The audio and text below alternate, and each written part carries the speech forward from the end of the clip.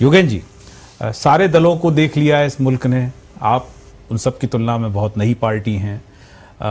चुनाव जीतना तो सबका ही ध्येय है, लेकिन यदि चुनाव जीतने के लिए सब कुछ दांव पे लगा दिया जाए और 5 साल कुर्सी का सुख भोगा जाए, जैसा गुलाब जी ने लिखा है, कि उसके बाद देश का क्या बने, क्या किसको चिंता है? इस तरीके की राजनीति को आप कैसे देखते हैं? देखिए अभिषेक जी, गुलाब जी का जो आज का लेख है वो राजनेता से लेकर जनमानस तक दिल और दिमाग को झकझोर देने वाला है। लेकिन दुर्भाग्य ये कि भाजपा हो, कांग्रेस हो, अन्य दल हो, वो स्वीकार तो करेंगे कि झकझोर देने वाला है, लेकिन इसके आगे क्या वो इसको अमल में लाएंगे, इस पर कोई बात नहीं करेगा। कांग्रेस तुष्टीकरण के लिए जानी जाती है, भारतीय जनता पार्टी ध्रुवीकरण के लिए जानी जाती है, और आम आदमी पार्टी काम की राजनीति के लिए जानी जाती है। अब देखिए 2014 में जब नरेंद्र मोदी की सरकार आई, उस समय बड़े बड़े वादे किए गए थे, लेकिन उसके बाद जितने चुनाव में हुए, भाजपा वालों से पूछना चाहिए कि आपने क्या जाति की राजनीति नहीं की? क्या आपने अपराधियों को टिकट नहीं दिया? क्या आपके पार्टियों में अपराधी इस वक्त विधानसभा से लेकर संसद तक नहीं है? और यही सवाल कांग्रेस से पूछा जाना चाहिए। दुर्भाग्य ये अभिषेक जी कि कांग्रेस के 55 साल से ज्यादा वर्षों के बाद आज भी अगर वो तुष्टीकरण की राजनीति को आधार बनाकर सत्ता हासिल करना चाहती है, तो इसका मतलब है कि 55 साल में इन्होंने कुछ किया नहीं। और भारतीय जनता पार्टी, देखिए भारतीय जनता पार्टी का यह है कि वो 9 साल के अलावा बाकी सालों को गिनती नहीं। वो तो अटल जी के शासन को भी शासन नहीं मानती। उनका तो कहना है कि भारत राष्ट्र का उदय 2014 के बाद हुआ है, इसलिए हम 2014 की बात करते हैं। 2014 के बाद 9 सालों में विश्व गुरु बनने की बात करने वाली भारतीय जनता पार्टी अगर कर्नाटक के चुनाव में वही लटके झटके अपना कर और बजरंग बली का नारा लगाकर वोट देने की बात करती है, तो इसका मतलब है कि भारतीय जनता पार्टी की सोच भी सबके सामने है। लेकिन यहां एक बहुत बड़ी बात है अभिषेक जी, भारतीय जनता पार्टी के तमाम ध्रुवीकरण करने की कोशिश करने के बाद भी जनता सोचती भी है, जानती भी है और अपने विवेक के आधार पर मतदान करती भी है। और इसका उदाहरण आपने दिल्ली में देखा। दिल्ली में जो पिछला चुनाव हुआ, मंच से, भारतीय जनता पार्टी के मंच से सरेआम गोली मारने जैसी बातें की गई, लेकिन जनता ना तो इनके ध्रुवीकरण में आई, ना कांग्रेस के तुष्टीकरण में आई। वो काम की राजनीति को देखा और उन्होंने आम आदमी पार्टी को तीसरी बार विजय दी।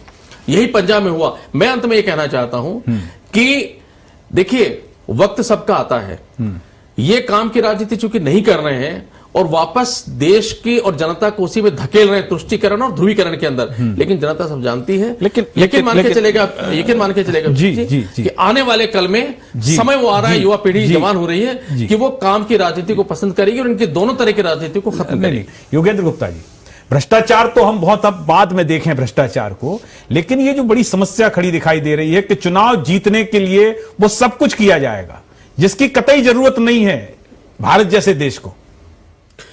देखिए अभिषेक जी, भारतीय जनता पार्टी का जहां तक सवाल है, उनका एकमेव उद्देश्य है कि चुनाव लड़ना नहीं है, चुनाव जीतना नहीं है।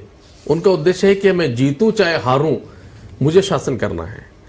अभी कर्नाटक के हाल के चुनाव हुए, भाजपा के प्रवक्ता या भाजपा के जो लोग हैं, जब भी किसी बहस में जाते हैं, चाहे वो टीवी चैनल चाहे बाहर हो, वो दुनिया भर की बातें करेंगे, जाति की करेंगे, धर्म की करेंगे, विभाजन की करेंगे, वो तमाम करेंगे, लेकिन वो मुद्दे की बात कभी नहीं करते।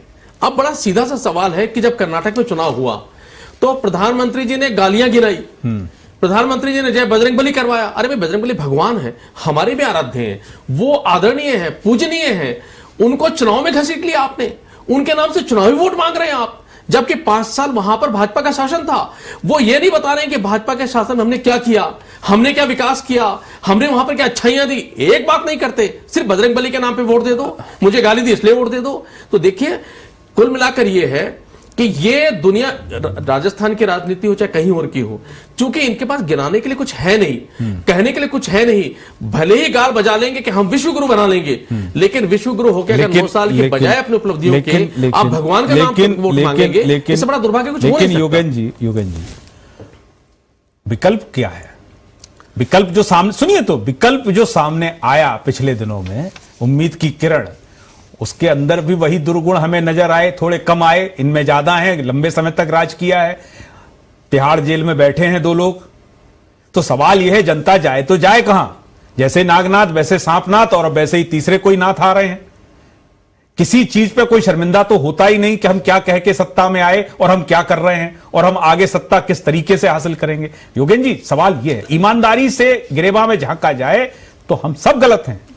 अभिषेक जी, मैं इसका बड़ा संक्षिप्त जवाब देता हूं। दिल्ली में जब चुनाव हुए तो दिल्ली में जब चुनाव हुए तो अरविंद केजरीवाल जी ने एक बात कही। क्या? उन्होंने कहा मैं बड़े बड़े वादे नहीं करता, अगर मैंने 5 साल में किया है, अगर मैंने बिजली फ्री दी, पानी बिजली दिया, रोजगार दिया, मैंने महिलाओं को बस फ्री दी और पूरे दिल से दिया और एक ऐसा शासन चलाया जो जीरो डेब्ट के ऊपर काम कर रहा है, जिस पर कर्जा नहीं है, आप मुझे वोट दीजिए। मैं बार बार ये तो कह रहा हूं, भाजपा के जो नेता हैं या प्रधानमंत्री जी हैं, वो किसी स्टेट में जाके ये क्यों नहीं कहते कि मैंने 9 साल में जो किया, अगर आप सहमत हो तो वोट दीजिए, अगर मत दीजिए। एक बार कहा उन्होंने नहीं कहा। यह फर्क है। हम पंजाब में गए तो पंजाब ने ये कहा कि दिल्ली का शासन आपने देखा है। आपने जो कहा कि हम मुफ्त देंगे, भारत जैसे मुल्क के लिए चीजें इस तरीके से बेदर्दी से मुफ्त बांटना, और फिर चूंकि वोट मिल जाता है, सरकार बन जाती है, यही तो चर्चा हो रही है ना कि वोट पाने के लिए हम कुछ भी करेंगे। अब वोट पा लेना ही यदि उपलब्धि है तो फिर हम उसी दिशा में जा रहे हैं जहां से चले थे। अभिषेक जी, फर्क है। हमने जनता को तमाम दिल्ली में सुविधाएं दी, उसके बाद भी हमने जीरो डेब्ट का बजट दिया, प्रॉफिट का बजट दिया।